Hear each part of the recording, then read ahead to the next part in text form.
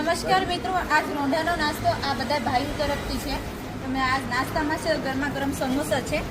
આ ભાઈ લાઈનમાં મૂકવાનું લઈ લેજો. લાઈન આમાં દેવા મૂકવાનું.